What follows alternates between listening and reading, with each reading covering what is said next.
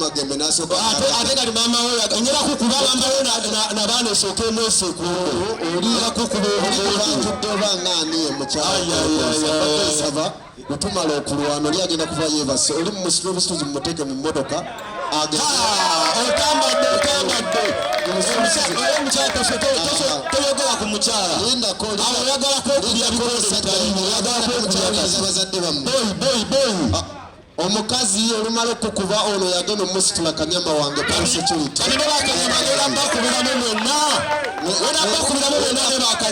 enda kukuba ne bakanyama omwenna kirezi kwenge nabbakuba ne bakanyama bone babbeeranawo nabbakuba ebikonde aya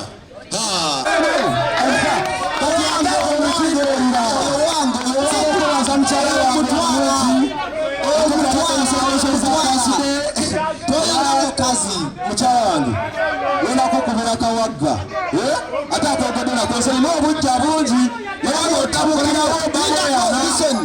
oyogera ku mukazi tuyogera ku mukazi kukuba omukazi oyo oyogera ku mukazi wange gwamutwala kukuba ebikole osigaliyebumba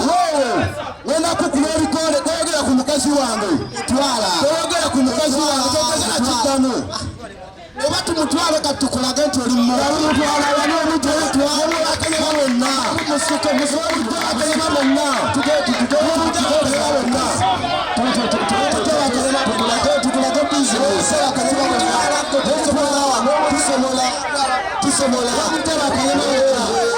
olusaka yakwatibako kwatako mwembe amuanidule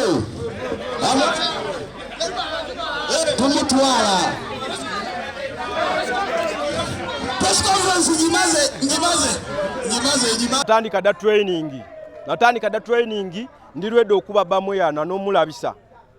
ndirwedde nnyo ddala era yawedde era mpita abalokole mwenna ne Muzayi Vegas nga walingenda kuyita abalokole mwenna pastor Bugembe bwenna bapasita mwenna okwetolola ensi yonna mujja tulabise ono omusamize ayatula obulokozi kuba kuno nze ndaba mukisa gwa kubuulira njiri nze ndabawo mukisa ogw'okubuulira enjiri tugenda abuulira ono omusamize enjiri ajja va mulinga omwo nga alatudde obulokozi ekitiibwa kigenda kuddira Katonda waffe abalokole mwe tuveeyo tukuba ono omusamize tujja kuba bamweyana yeewanisa bamweyana ffe tulina Yesu yawangula okufa era ngenda labisa bamweyana amalaya tule ekirungi yagenda ofunamu kuba agenda afunamu agenda twala obulokozi agenda afuna bingi nnyo ngenda alabisa bamweyana ne bamweyana agenda kudduka ku mutwe gwe afight ebiseera ebisinga abeewera babeera babigambe embweboggola teruma kati ffe bamasita abaana tuba tuzze basomesa era nga bw'omanyi nti nze Kawagga njija n'ebituufu byonna omuntu byalina okukubisa omuntu nkola training ebyobuwangwa nabitereeza buli kimu ekyetaagisa mu ggwanga Uganda nkiyina kakati ate lino ekkubo ly'okulwanirako kiba kizibu lwa nsonga lino lyonna ekkubo okuva ekiboga paka wano erinnya liririmu omunuuzi wa Bunwe Kawagga bamweyana ow'emisambwa ontegedde Saalongo nkuyise Saalongo lwa nsonga gemanya ge tukozesa mu ssabo so n'olwekyo musubire fight ennungi musubire omuzannyo omulungi lwa nsonga ndi set abo abaana oyo mwana tawangulangako tasaana kuwangula mukyala we tasaana kuwangula mukyala we atawangula enze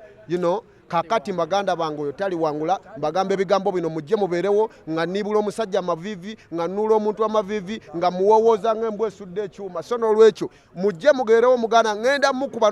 gwe nkwadde mulimu gwa kutwala mukyala owabbaga yange y'emisambu eri amayembe ogalaba ebyobuwangwa ntambula nabyo bamweyana mbeera naye so baganda musubire omuzannyo omulungi siwangulwangako seeka ate nze muntu atereeza buli muvubuka yenna alina empisa embi by'emizannyo kati baganda bange mujje mubeerewo nga ngololo n'ettumba yenze Kawagga bamweyana omunuuzi wa Bunwe the last man from Nansana kyampadde essanyu ly'amaanyi nnyo okuba nti fight eri ku butaka eno gye tuvudde so ate fight bweba nti ya charity kiba kimpa amaanyi okuba nti nno nzija abantu baludde okubalwawo okundabako nga nzanya ebikonde naye buli kijja mukisa buli ngufuna mbanjagala ogukozesa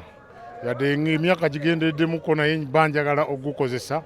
okulaga abantu ebikonde nga birina okutambula. Ku mulwanyi gwe ngenda okulwana naye nze okimanyi nze ebiseera ebisinga sidda okugamba nti ate ono mulwanyi gundi afaana bw'ati oba azannya bw'ati. Abazze nze yajja era bw'ajja mba nina okukola kye nina okukola. Ekirungi baŋŋamba obudde bukyali tuwaliwo ka fight akagenda okubeerawo. Mbeera mu gym ebiseera ebisinga nga nkola training kuba professional yange. So kinkimpigira kiba kinkakatako okuba nti mbeera mu gym ebiseera ebisinga. Musajja ate kayogedde ku by'omukazi wange agenda kwepamira mu miguwa ngenda kikuba ebikonde ekyo kikawagga bamweyana kuno tagenda kujja kuba amanyi Yesu mulirwe. Yesu muliro agambye simanyi agenda kujja ku kyaki yaffe andabise wali walumba muliro gwokka bamwe atalumbawo ngenda kikuba ebikonde mbayita mwenna mujje mulabe nga ndabisa kino ekisamize ngenda kikuba ebikonde kimanyi kirina ebigambo bingi nina bitono naye ngenda kuba bamweyana ebikonde ne musumba amusabire ngenda mukuba male mutwale ku kyaki amayembe tugoche kuba ebyokola byonna bimutambuza tugenda byokya ku olwo kuba yawedde.